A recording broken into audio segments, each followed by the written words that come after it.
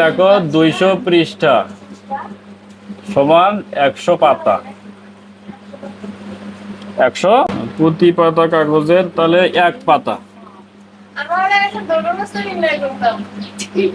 এক পাতা কাগজের পুরুত্ব কত দেওয়া আছে?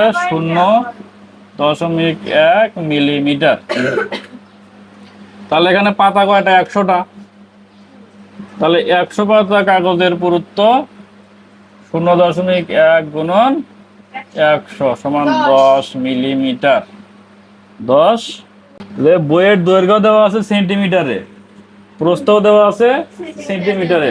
তার মানে তোমার কি এই যে পুরুত্বটা আছে মিলিমিটারে, তোমার এই মিলিমিটারটাকেও সেন্টিমিটার বানাতে হবে। তাহলে আচ্ছা, 10 মিলিমিটার সমান কত সেন্টিমিটার হবে? শোনো, 1 সেন্টিমিটার সমান 10 মিলিমিটার। তাহলে 10 মিলিমিটার সমান হয় 1 সেন্টিমিটার। 10 মিলিমিটার সমান 1 সেন্টিমিটার। এখন দেখো বইটা কত মোটা।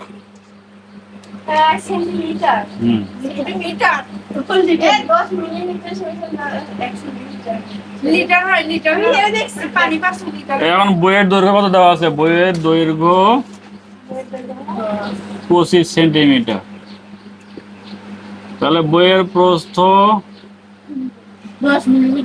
কত? 18 সেন্টিমিটার দৈর্ঘ্য প্রস্থ। তারপরে কি পেলাম? পুরুত্ব,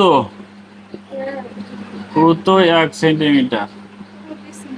পুরুত্ব মানে অতএব বইটির আয়তন লিখে নি আগে।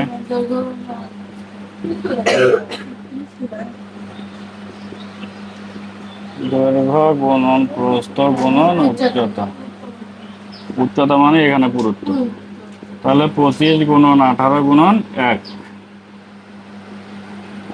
200 শূন্য 450 বর্গ মিটার। এইটুকু। এই অঙ্ক কিন্তু সহজ, কিন্তু সামনে একটু কিন্তু খালি ভেজাল। যদি বুঝতে পারো তাহলে অঙ্ক হবে, না বুঝলে কিন্তু 100 তোমরা 200 এনে দিবা। হ্যাঁ,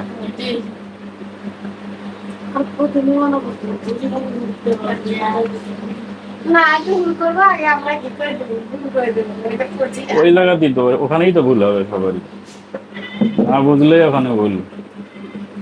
অবশ্যই